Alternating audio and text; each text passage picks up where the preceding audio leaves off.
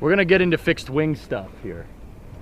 I mean, yeah, Saber, take a pan down there. There's a lot of planes.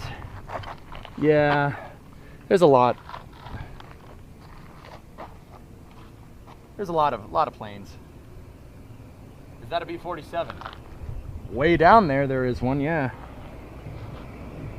There's also a lot of planes that you might not expect. So, I mean, before we go to this A3, I wanted to take us over here.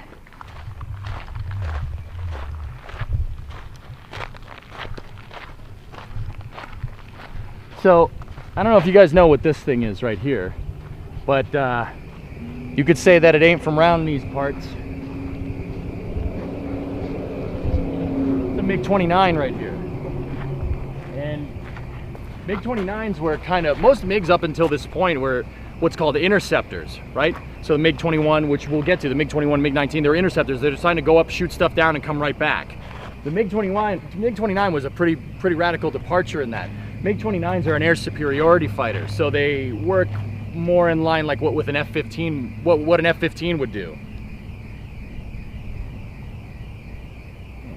I'm guessing it's a plane. I mean, yeah. For $5 million, you can buy one for personal use. I mean, I'm not sure I'd know what to do with this thing. I mean, fly it, obviously, but yeah. So I'm curious how these things got here, because, you know, you're not expecting to see a Hind D like what they have down there, or a MiG-29. The Russians still use this. This is in widespread service. It's not something that's been retired and hasn't been used in a little while. They use MiG-29s, and they use a lot of them. That's literally their F-15. It's the same, it does the same thing. May I ask how you know all this information about aircrafts? I read a lot. Listen and pay attention. It pays off. Are there any Sukhois? I'm not exactly sure. We didn't cover all of it last time, but if we take a look, what I want to do is see if we can look around this. Don't get clotheslined by the mosquito tube. I want to see where this thing came from. I mean, but look at this thing. It's still got the USSR markings on it. I mean, is this a? Let me see if it says Fulcrum A interceptor. I'm wondering if this is like Russia actual or if it's from the Eastern Bloc.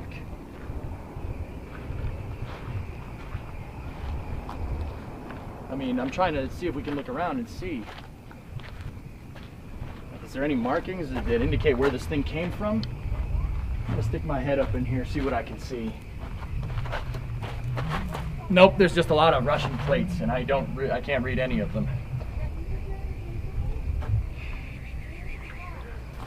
Yeah, Jason, that's what I'm trying to see. I'm trying to see if these are Op-4 planes.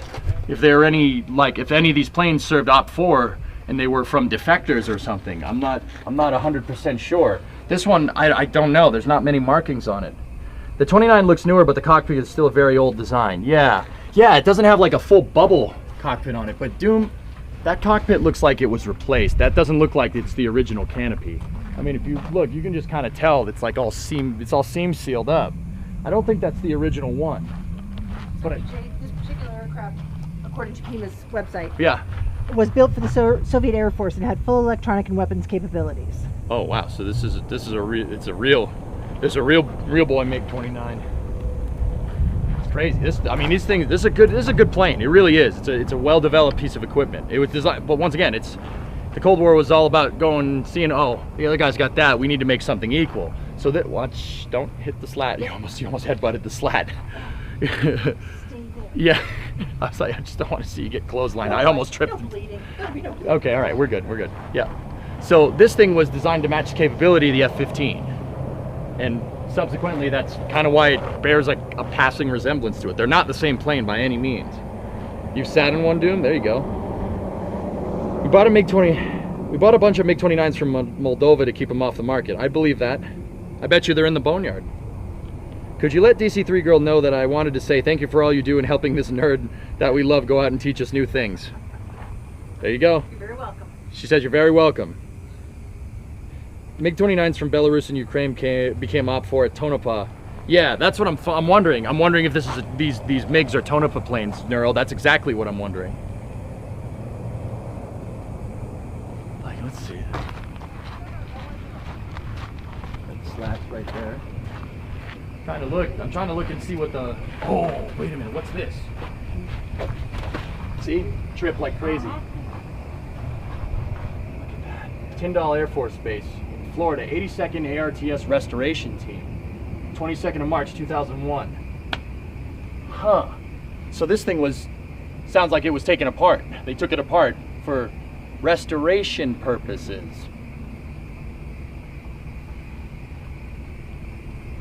Goose, I'm fine. How are you? Huh. That's crazy, man. Yeah, restoration purposes. Good joke. Let's see if we can take a look at the business end here. Huh. What this thing is. Chaff launcher, maybe? Parachute? Parachute. It could be a parachute. Look like you're having a lovely time. Yeah, for restoration purposes. I like that. That's funny. I mean, look at this thing. Look at the angle of deflection on these rear elevators, man. I mean, this probably isn't even at full bore, but this whole thing, this whole control surface moves, which is crazy. Oh, there's more stuff over here. Huh. Are the engines missing? I can't tell, Tessa, honestly. I don't know if this thing has the engines in it. Tyndall Air Force Base in Florida, Lockheed Martin. Yeah, Lockheed Martin has the restoration program. Yeah, okay. The 82nd helped restore F4s for Tyndall. Switching back over from Eastern Bloc and Soviet stuff, we got a Douglas A3 right here. I honestly don't know too much about A3s. I mean, the A designation means it's an attack plane, but it's a very interesting design. It kind of bears a passing resemblance to like an S3 Viking. Wiki says that the A3 is a strategic bomber and the heaviest operational carrier plane. Oh, nice. You protect me. Tee-hee. I can't see that, Mason, because the screen's blank. I can't see you saying that, but I know it's you. The A3 was the Navy carrier's nuclear bomber. Nice. 200% IQ, yeah, right? Let's take a look and see what we got here.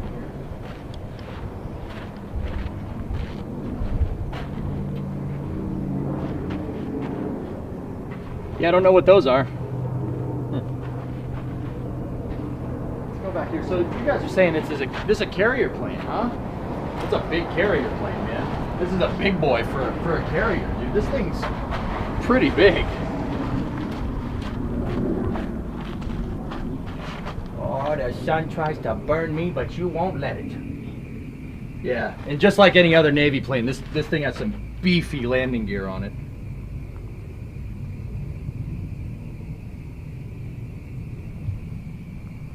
Air intake for cooling and breathing inside of the plane. I believe that. Oh, look at this.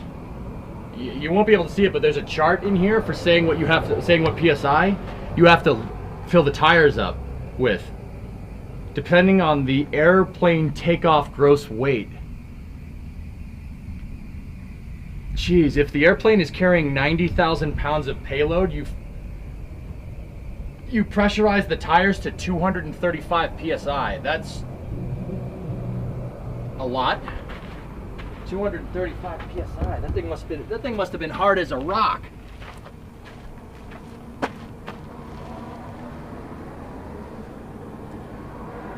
Jeez.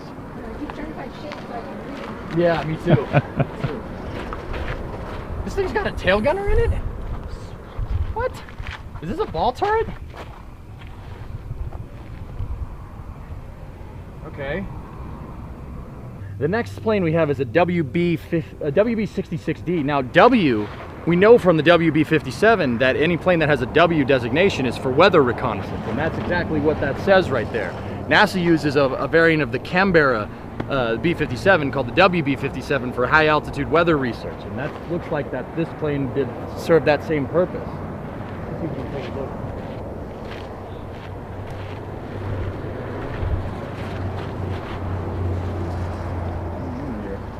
Oh, the tire's from 1991.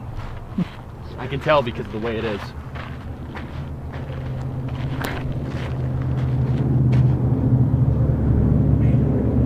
this thing was this thing actually has we have a surplus of one of the engines over here, and I'm not sure how close we can get to it without dropping a signal, but Well, and we spent quite a bit of time on that at Thursday too. yeah. So we No, have been here already once. That's not Anakin's pod racer engine, okay? It's a J71. It's a pretty cool engine. We went over it on Thursday, so we'll Yeah. keep going. So if you want to see some more detail on some of the things that we're going to be going by, there is Thursday's VOD as well. Because there's Shredded? still hangars we have to go through as well today. Yep. No, it's not shredded creeper. It had the tags on it that said 1991. So who could tell me what this is? Don't read the plaque. Who could tell me what it is and what company made it? Yeah. Oh snap! I like this. I like this plane. Bless you.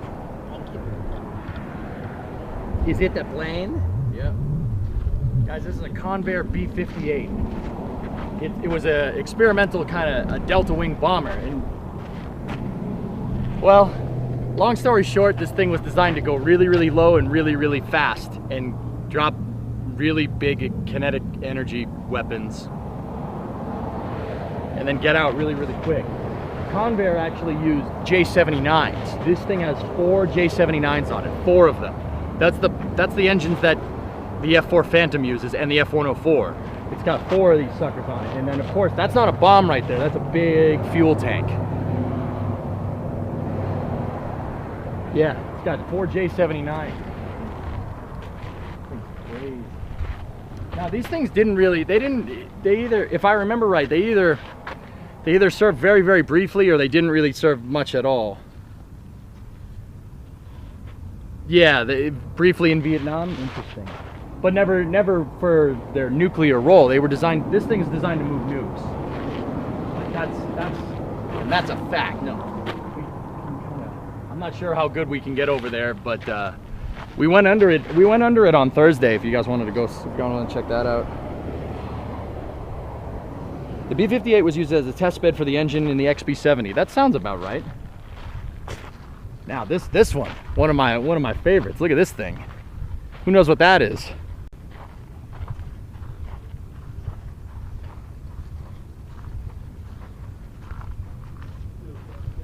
Trying to see the chat. Who knows what that sucker is right there? It's a plane. Yeah, okay. It's a Canberra. Any guys from the UK here? You guys from the UK know what this plane is. It's a B-57 Canberra. These were a bomber that was made by England in the 50s that the US actually ended up using in limited capacity. We used it, and actually it's funny because, you know, that sign over there says that they stopped using them in 1980, but NASA still flies B-57s to this day for weather reconnaissance, the WB-57. They still use those today. It's a highly modified version of it. It almost doesn't look like the same plane, but are there some Canadian planes? Yep. Newcastle upon Tyne. Yeah. Okay.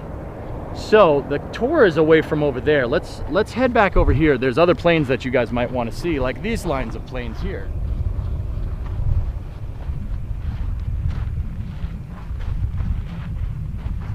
How does that landing gear fold down without hitting the tank? I don't know. Excuse me, please, we have a diversion.